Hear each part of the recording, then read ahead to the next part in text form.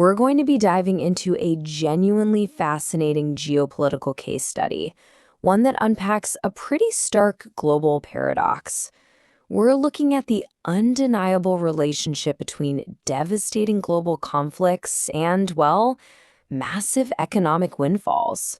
We'll explore the historical roots of the defense industry, see how it actually operates as a massive economic engine, and untangle this complex web of politics and profit.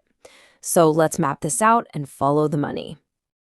To hook us right in, the source material opens with this absolutely incredible observation from the very start of the recent Ukraine conflict. Picture this. While the broader market, represented by the New York Stock Exchange, dropped by about 7% as uncertainty set in, defense stocks went in the exact opposite direction. They completely surged. Lockheed Martin alone, its stock rose by 42%. So while the entire world was watching a crisis unfold, investor portfolios that were heavily weighted in defense were practically doubling. Section 1. The business of conflict. Think of it kind of like war as a startup. When you break down these financial gains during the onset of the Ukraine conflict, a very clear pattern emerges. As we noted, Lockheed Martin was up 42%, but Northrop Grumman was also up 34%, and General Dynamics saw a 22% bump. And, this isn't just some isolated one-off event. The analysis points out that if you look back at the invasions of Iraq and Afghanistan after 9/11, Lockheed Martin's stock price experienced an unbelievable 900% spike over the following 2 decades. Moving on to Section 2, the sleeping giant wakes. We're tracing this back to its World War II origins. Tracking this historical timeline is actually pretty wild. Believe it or not, right before 1941, the U.S. Army was ranked 19th globally. To put that into perspective, they were smaller than Portugal's army at the time. The U.S. was initially super disinterested in actually fighting, relying instead on economic pressure, like freezing assets and cutting off oil against an expanding Japanese empire. But then, December 1941 happens. The surprise attack on Pearl Harbor left 2,400 Americans dead, and overnight, the sleeping giant woke up. The U.S. was forced into rapid mobilization, totally shifting factories from making everyday cars to churning out tanks, and eventually pouring $2 billion, which is almost $30 billion today, into the Manhattan Project. Which brings us to Section 3, the profit guarantee, or how to create zero financial risk. So, here was the big problem back then. American companies were actually terrified of investing in war production.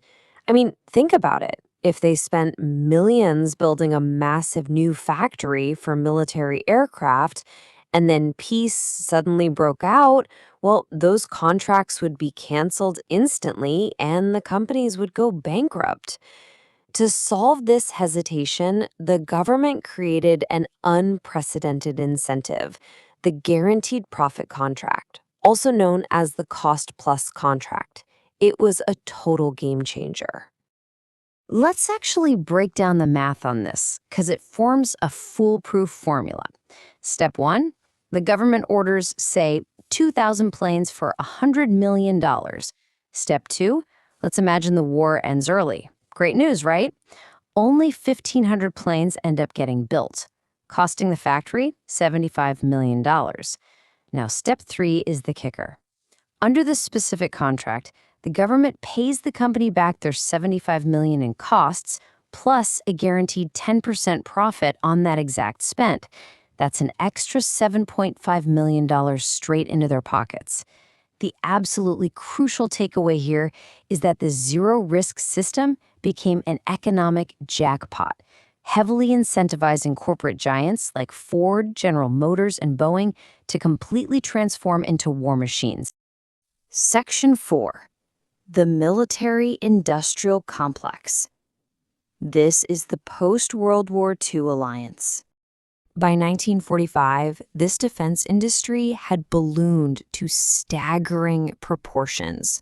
According to the case study, it was generating a massive 40% of the entire U.S. gross domestic product. 40%.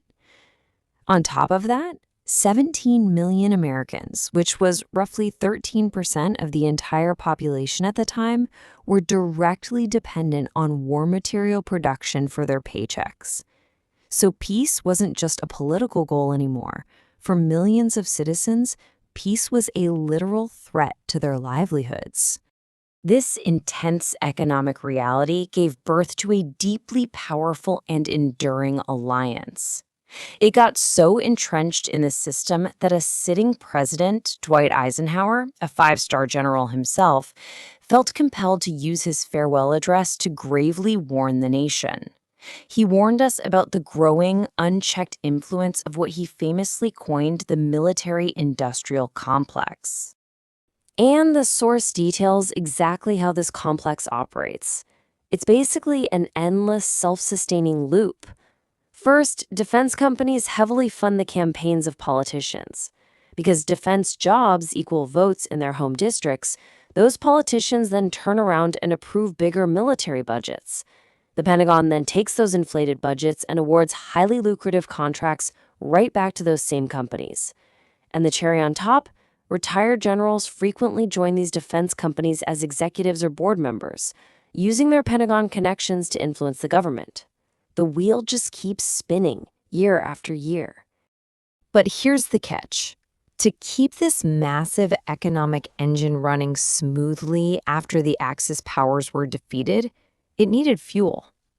The source asserts that without a clear, defined enemy, a new adversary had to be painted to sustain the whole defense economy. By 1947, the narrative shifted strictly to opposing the Soviet Union and stopping the spread of communism, as they said back then, anywhere in the world by any means necessary. Section 5, the cycle of endless wars, from Vietnam to the modern era. The case study brings up the Vietnam War to really highlight the human scale of this engine at work. By the end of the 1960s, the United States had escalated its involvement drastically. There was a staggering peak of 530,000 soldiers stationed in Vietnam.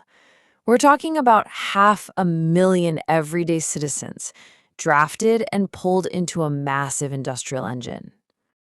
To really put the sheer mechanical output of this conflict into perspective, contrast that troop number with this figure, 4 million.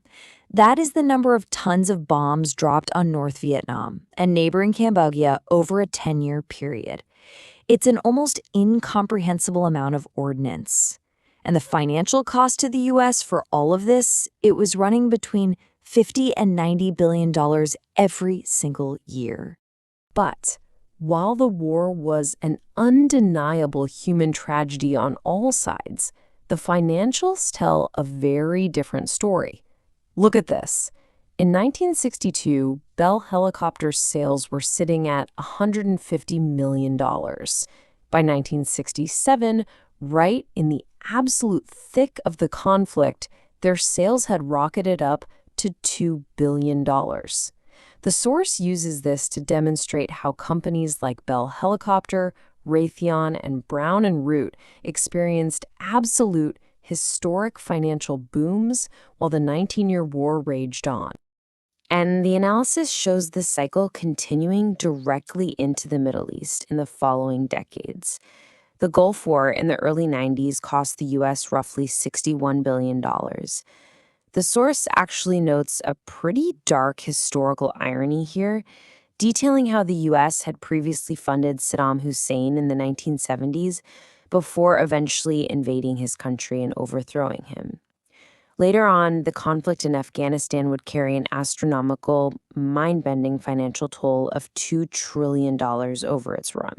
The source makes a highly critical observation about that specific $2 trillion investment. Despite a 21-year occupation, and despite incredible military spending that funneled massive guaranteed profits right back to weapons manufacturers, the U.S. ultimately left Afghanistan with little to no significant stabilization. It left behind a nation still struggling with profound poverty and despair, which leaves us with the ultimate question posed by today's source material. We've looked at the data, we've tracked the history from the factories of World War II through to modern conflicts, and we've mapped out that self-sustaining economic loop of the military-industrial complex. The numbers clearly show that conflict fuels incredible profits. So who really benefits when the world starts burning? And maybe more importantly, if peace is literally a financial threat to this massive economic engine, how in the world do we break this deadly loop? It's a really heavy question, but it's an absolutely essential one to ask if we ever want to understand the true business of conflict. Thanks for joining me on this explainer, and as always,